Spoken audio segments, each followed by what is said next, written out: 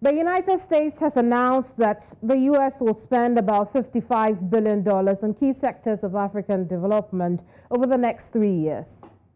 The announcement was made at the U.S.-Africa Summit in Washington, D.C. Let's take a listen, and then we'll continue with the program. Working closely with Congress, the U.S. will commit $55 billion to Africa over the course of the next 3 years across a wide range of sectors to tackle the core challenges of our time. On Tuesday, the White House said nearly half of the monetary commitment will be spent on health programs. It includes more than $11 million for HIV and AIDS program, $4 billion to combat malaria and support family planning programs, and another $2 billion for health, humanitarian, and economic impacts of COVID-19. Now, about 50 high-level African leaders are attending the meeting with their U.S. counterparts. The U.S. will also provide a little over $1 billion to support African-led efforts to mitigate climate change effects, energy transitions, and conservations. The first summit was held back in 2014 by the Obama administration, but did not continue during the Trump administration. Now Biden hopes to boot up U.S.-Africa relations, especially now that Africa has emerged as an important geopolitical player. Now the 3-day summit is also having discussions on security and governance, Africa's private sector, and the continent's youth. Will this work? Can Africa take its rightful place in global politics and trade following the summit? Let's talk. I am Keminni Amanor, and you're welcome to the square. Also joining our gathering are Ogbole Amedu-Ode. He's former spokesperson at the Ministry of Foreign Affairs in Nigeria. I know what that smile means, but thank you for joining us. We also have Calvin Dark. He's a global affairs analyst resident in Washington. Thank you so much for joining us, Calvin. Here. Great. Now, I'll start with you, Calvin. What reading have you made into the summit so far? Well, I think, first of all, just the fact that it's taking place after the absence, during the Trump administration, which, never really expressed any serious engagement in Africa. I think the fact that it's taking place is definitely positive.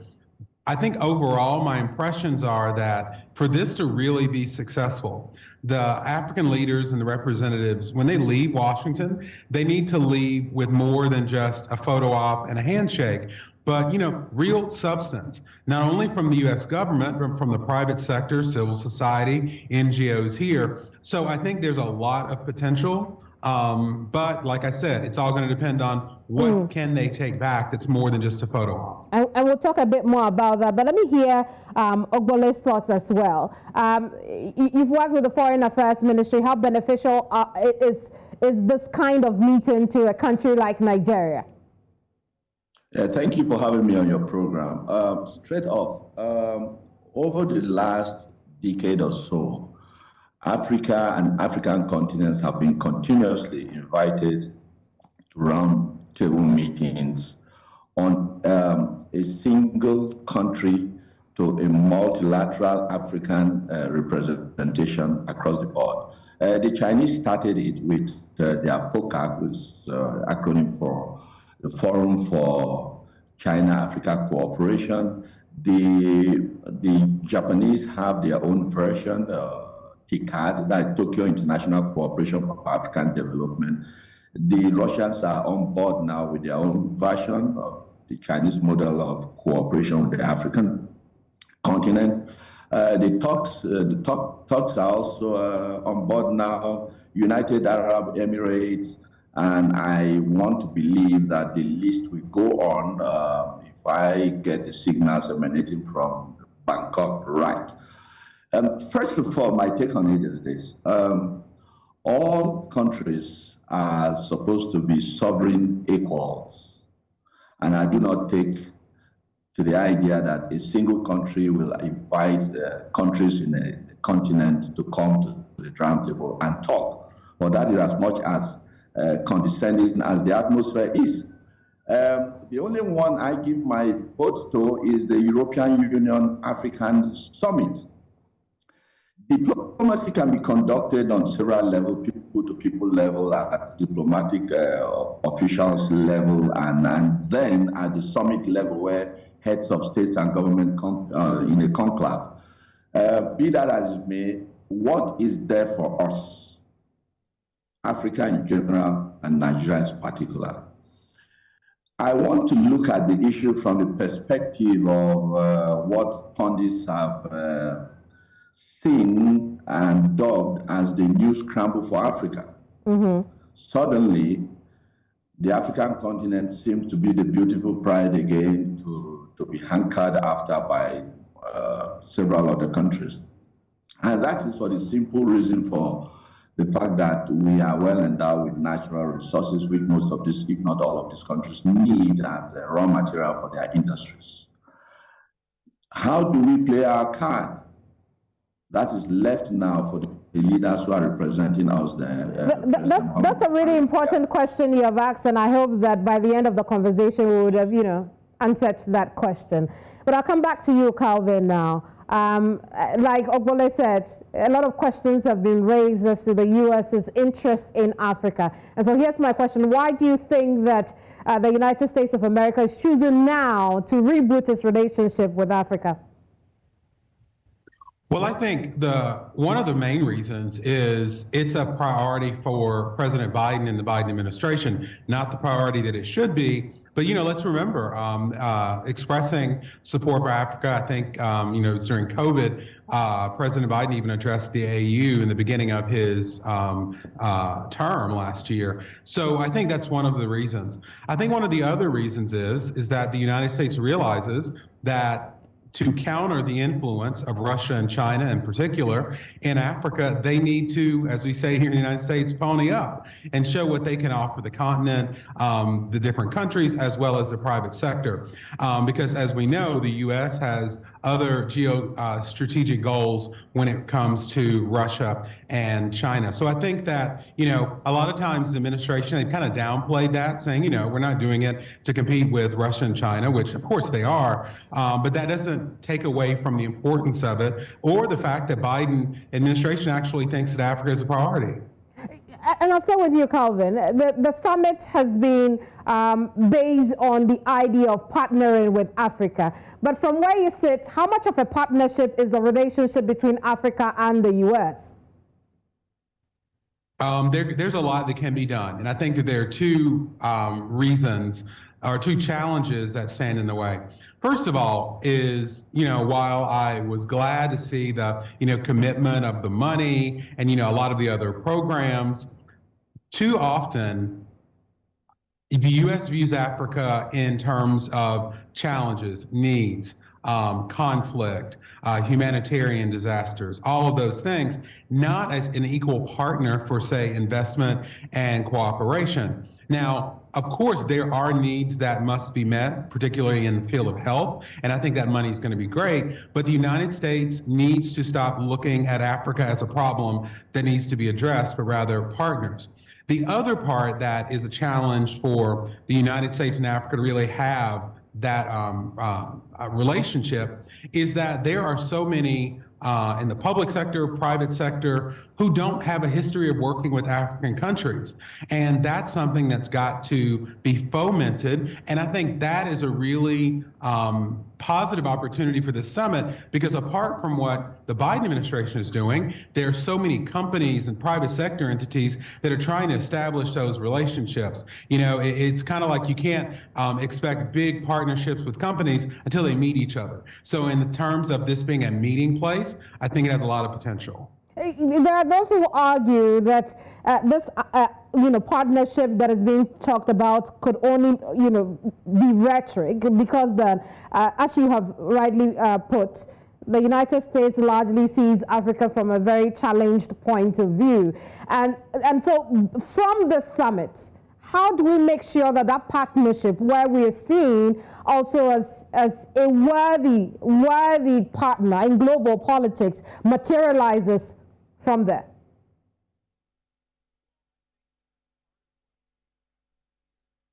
Calvin, we can't hear you. Are you muted? Can you hear me now? We can hear you now.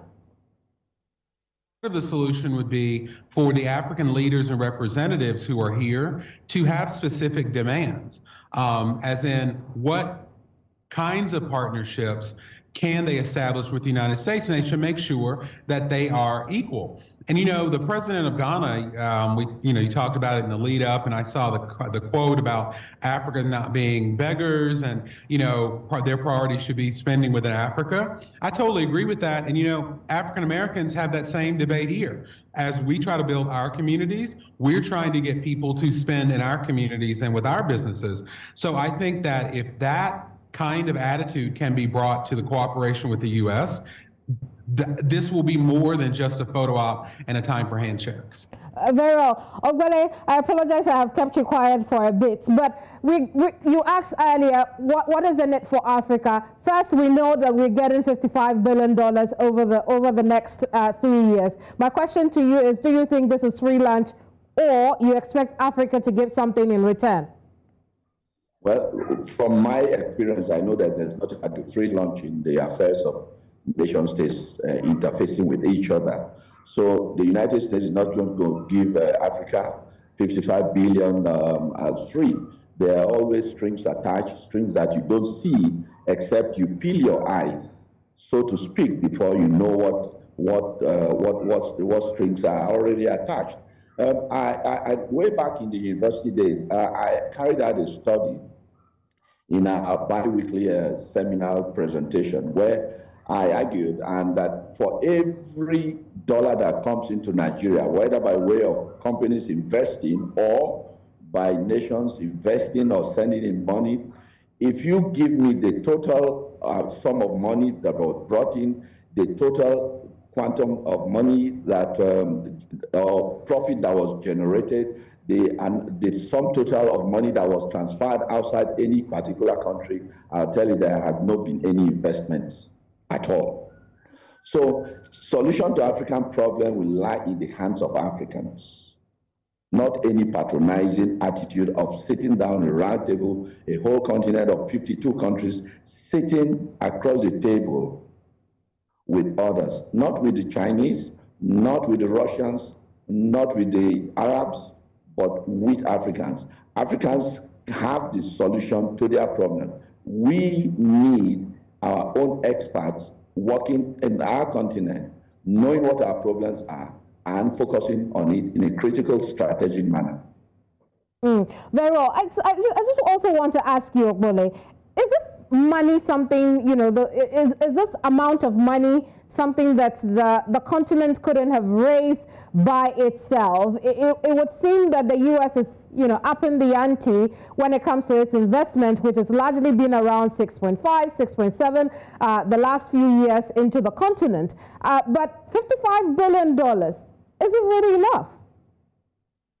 I wouldn't know how deep the African investment hole is, but I see again, like you mentioned also, that from the point of view of competing with Russia and the Chinese, you notice from the figures I looked at once I was given this invitation, that in last year, 2021, Chinese trade with the entire African continent was above $200 billion. The US owned something around $64 billion. So there is need for Africa's strategic minerals for their industries. But Africans, for me, my argument is that it is imperative, a moral imperative for us to begin to add value to our mineral resources, our mineral endowments before exporting, and possibly creating the industries on the African continent itself. That is the only way in the strategic perspective, in the long run, that we can be able to solve this problem of underdevelopment on the African continent. Very well. Calvin, Ogbole mentioned earlier, other partners of the continent, Russia, the UAE, and China. My question is, as a continent, we find ourselves in a point where it would seem we would have to choose our partners. But how can Africa make use of the relations that it has at the moment for development?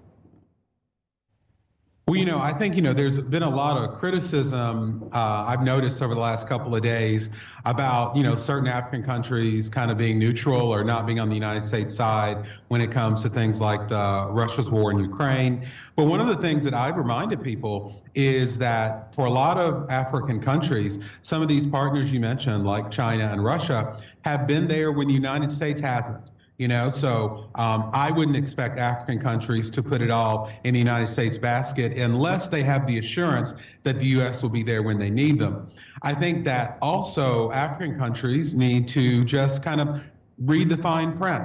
I think that there's a lot of investment, a lot of partnerships with, say, Russia and China and others that have strings to it that will hold back progress for many countries in Africa for years to come. So I think that Africa as a whole, and then of course individual countries, need to be careful with who they partner with, but then they also need to set expectations of what they think a partnership is like, and it'll be up to the U.S. and other world powers to see if they want to step in and fill that ally partner role.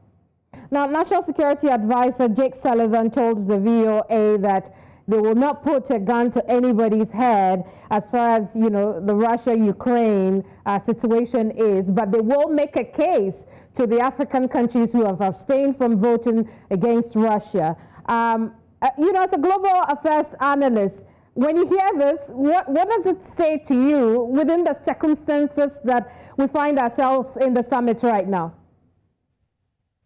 I think that what Jake Sullivan said is true. And, as an American, I would hope that they would make that case. But what they have to do other than making the case is establish that these are true partnerships, that when the Ukrainian conflict is over, that the United States won't, ghost Africa.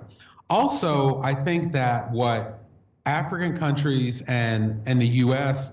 need to really think about is how can they support each other during conflicts? Because as we saw, NATO and the United States went right to Ukraine's aid and continue to develop aid to help resolve that conflict there. Will the United States be as willing and as able to assist when there are conflicts that stand in the way of development in Africa? If the past is what will happen, then no. But it could change. And I think if Jake Sullivan and the Biden administration really want to make the case that Africa should be in solidarity with the U.S., show them what solidarity looks like when there are challenges in Africa and we need the United States' help. Very well. Ogbole, does that not sound like quid pro quo, scratch my back, I scratch yours to you, when, the National Security Advisor of the U.S. says, well, we are not going to try to force anybody, but we'll make the case and within the circumstances that we're giving Africa some money? Yeah, that is some marvelous diplomatics, if you ask me. No, they are not going to put a gun to any African country's head, but they'll make a case. Now, like the former speaker posited, that we should be available to cooperate with America when the need arises and all that. You and I are Nigerians. We know the insecurity that has spiked in this country over the last 9-10 years. Insurgency, Boko Haram, banditry, and all that. When NATO, under the leadership of the United States, was going to hit Muammar Gaddafi of Libya, African leaders made a case. Hold on, let us sort this thing out on a continental level. No, Gaddafi was smoked out and killed. Libya left in ruins. Lots of small arms and small arms and light weapons and small arms flowed down across the Sahara into sub-Saharan Africa, into the Sahel. And today we have near subcontinental crisis across the west coast of Africa, in the northern fringes. We have insurgency all over the place and all that. So how do we now cooperate on issues like this? So what I do know from my 35 years in the Foreign Service, that there's nothing like a free lunch. Very well. Gentlemen, African leaders must open their eyes and see through whatever it is there. There is absolutely nothing like a free lunch. Very well. Gentlemen, when we come back, I want us to look at the very first summit and what it achieved for the continent. I also want us to look at security and the demands that the continent is making on superpowers like the U.S. We'll also look at how the continent should come out when this 3-day summit ends. You're watching Village Square Africa. We'll be right back.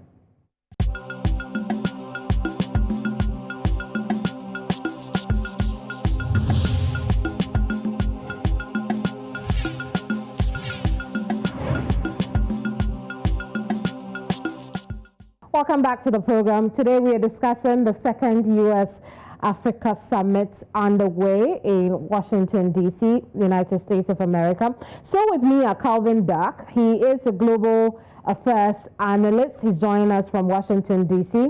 If you joined us earlier, you'd know that we had Ogbole Amedu-Ode. He's former spokesperson at the Ministry of Foreign Affairs in Nigeria. Unfortunately, we have lost him, but we're working the lines to bring him back on the call.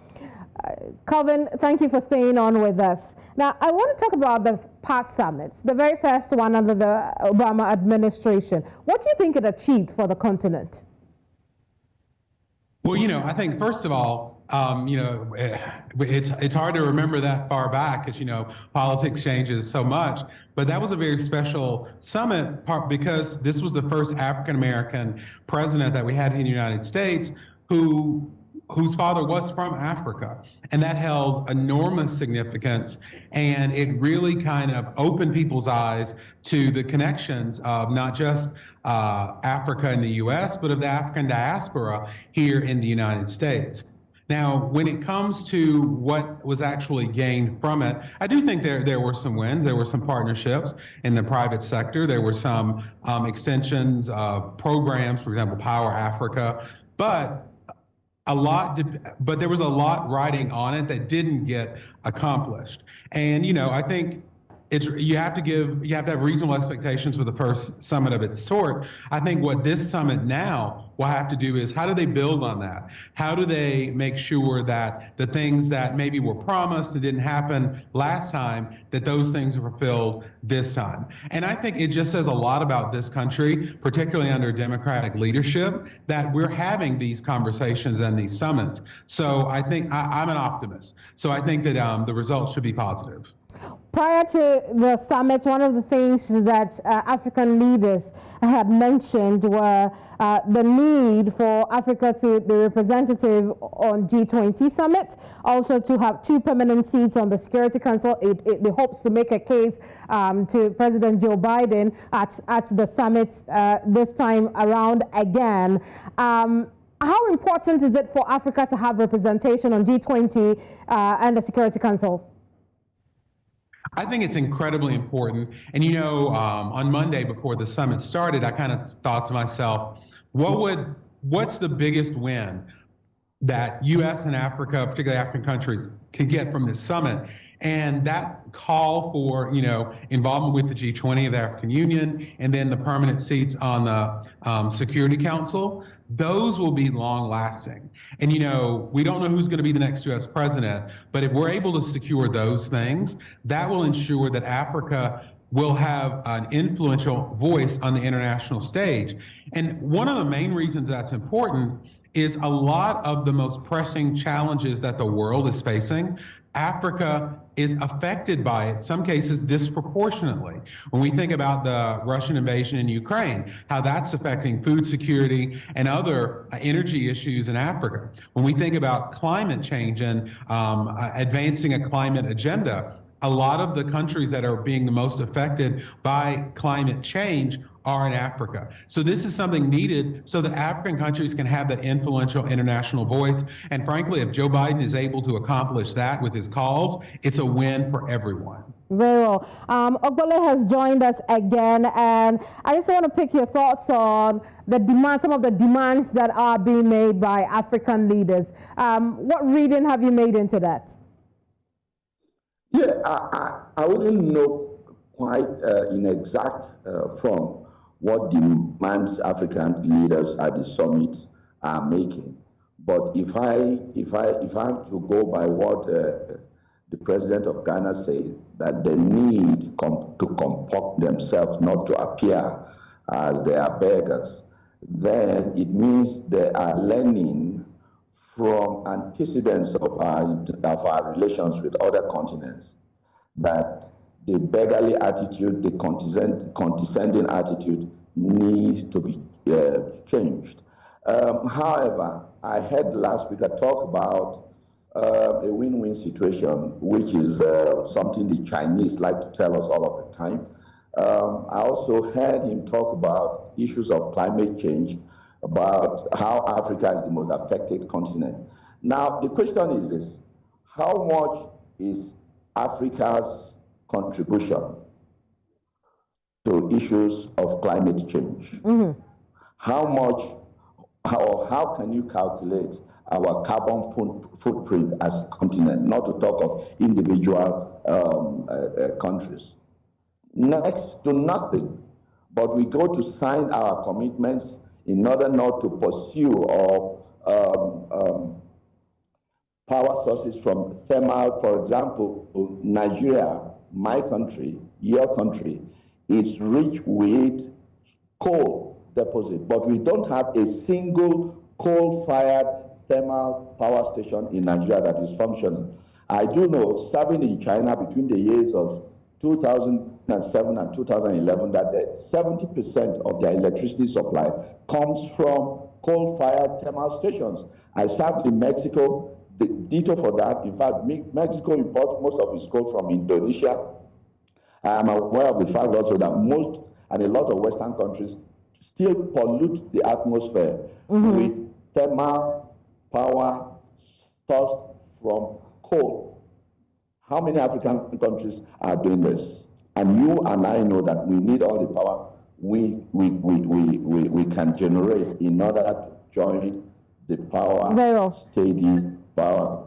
Now, speaking about Nigeria's energy, the president at the summit, President Buhari, that is, has said that it plans to generate up to 30 gigawatts, about 30,000 megawatts of power by 2030 in dealing with Nigeria's energy problems. It also says that it's just energy transition program will eliminate the use of petrol diesel generators, I beg your pardon, by 2060. My question to you, Ogbole, is this achievable?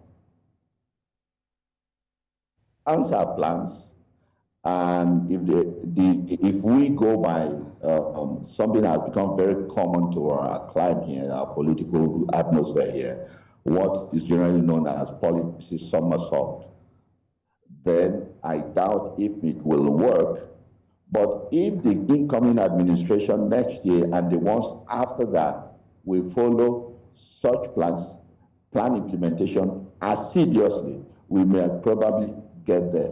But I doubt, because the coming administration may throw that policy overboard. But we need a consistent energy policy in order to get out of the quagmire of inadequate power and unstable power supply to our homes and our industries if we are to get anywhere out of the woods. Very well. Speaking of administration's overthrowing policies, I will come to you with this, Calvin. The Biden administration finds itself in a very tricky situation as far as governance is concerned. We have the Senate Congress dynamics right now. And so my question to you is, will the Biden administration really have the executive power to implement whatever comes out of, the summit by the end of the 3 days?